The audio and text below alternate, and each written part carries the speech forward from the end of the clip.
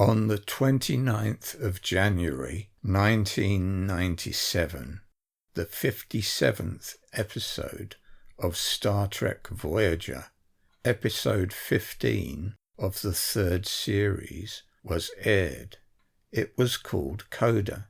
In the episode, Captain Janeway has what at first seems to be a classic near-death experience. She is no longer in her body and sees a beautiful light. Her deceased father comes to encourage her to enter the light. However, as the episode progresses, it gradually becomes apparent that the entity is not her father. It is an alien who has the technology to trap souls and use them to extract energy for sinister purposes. In order to be trapped, though, Janeway must agree to enter the light. Eventually, she sees through the trick and holds out long enough for her crew to revive her. Not before the alien tells her that it is just a matter of time before he will get her into his trap, though. There are clips of the relevant part of Coda on YouTube, posted by people who think it is proof that the soul trap is real. Search for Coda soul trap and you will find them.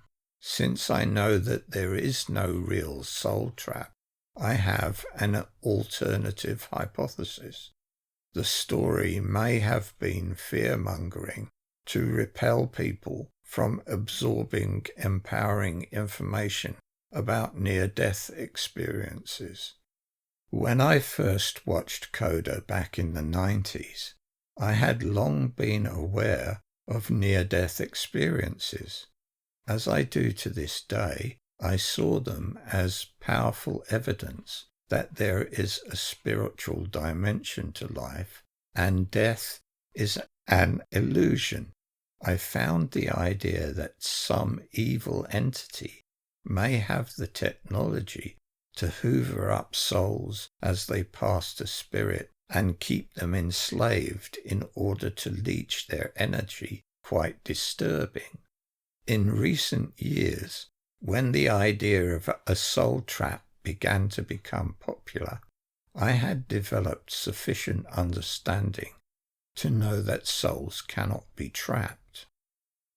I have already refuted the idea in my recent video, Vital Reality, and the slightly improved version on my Vital Astrology channel, Is This World Real?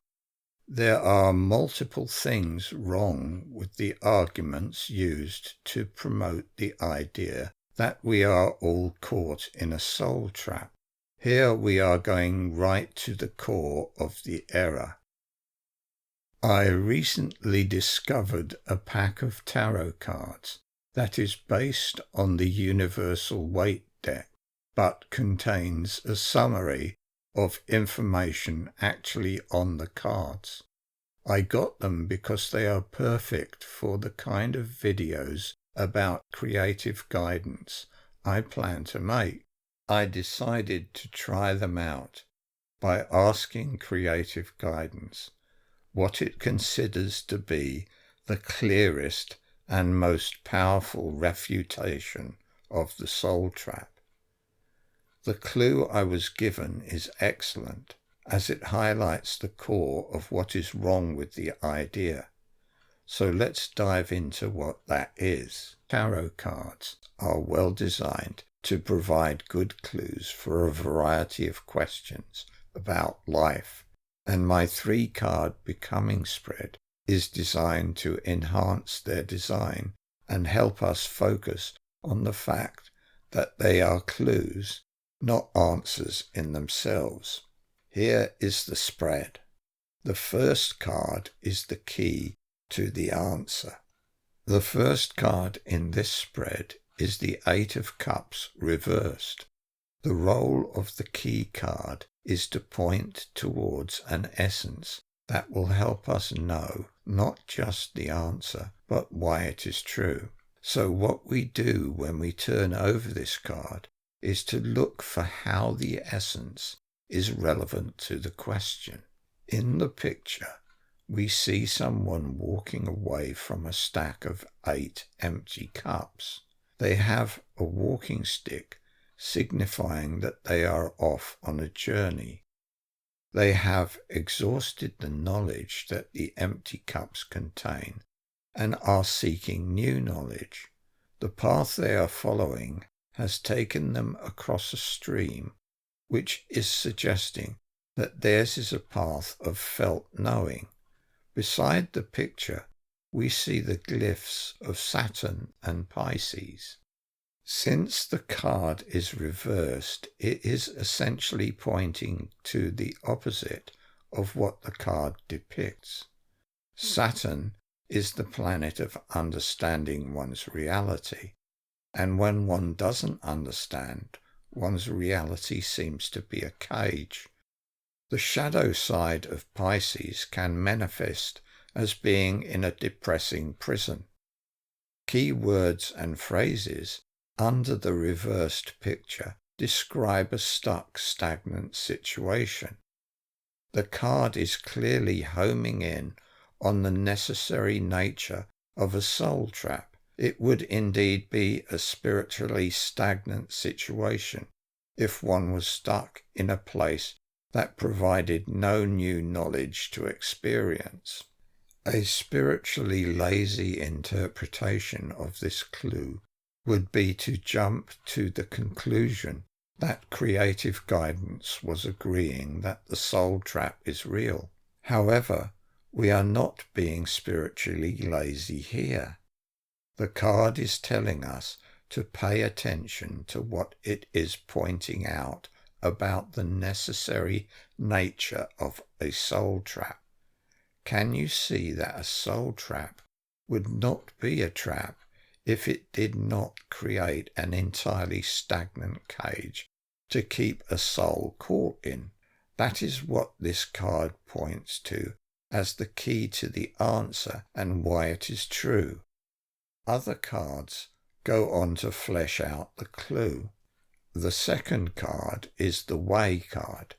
It informs us about how the key card becomes the third card, the results card. The way card is the Two of Wands, upright. A man stands on the battlements of a castle, looking out over the ocean. He holds a globe in one hand and a wand in the other. The other wand is fastened to the battlements. To the right of the picture are the glyphs of Mars and Aries, both fiery active essences. It is clearly his choice, but he is in a kind of limited situation behind the walls of his castle. So his way of being active is to look out over the ocean of knowing and wait for his ships to come home. Above the glyphs of Mars and Aries is the blue symbol of the throat chakra, the essence of which is the combination of the opposite energies of Gemini and Sagittarius. He is truth-seeking by waiting for communications. This card is pointing out that in a soul trap the man would wait forever for his ships to come home. So is that true? Do we wait forever for inspiration from spirit? The result card shows us how to know. The result card is the Two of Pentacles upright. In the picture, we see a juggler dancing as he juggles 2 pentacles within an infinity symbol. Behind him, ships navigate a very wavy ocean. In spite of the ups and downs of life, a connection to the infinite helps us navigate our way through. It provides answers that help us stay balanced and enjoy our journey instead of becoming stagnant and depressed. So do you see the answer now? I have just given you an example of what can be achieved via spiritual inspiration. Creative guidance is only one method to have our spiritual ships come in. Some people hardly ever listen within for the feeling of a eureka moment. They see life as a depressing prison. Others are deeply connected. Their connection helps them enjoy the challenge of surfing life's waves. The fact that it is possible to experience an intuitive connection is why we are not in a soul trap. Even just that we are alive and conscious is proof, because the very nature of consciousness is to experience and evolve. The experience of being in a trap is an illusion, and illusions are real experiences, but they are not what they seem to be. Souls choose that kind of experience for evolutionary purposes. They are not irretrievably stuck in them. There is a deeper level of understanding to this soul trap idea, but I think I have said more than enough for now. That is all. Thank you for your attention.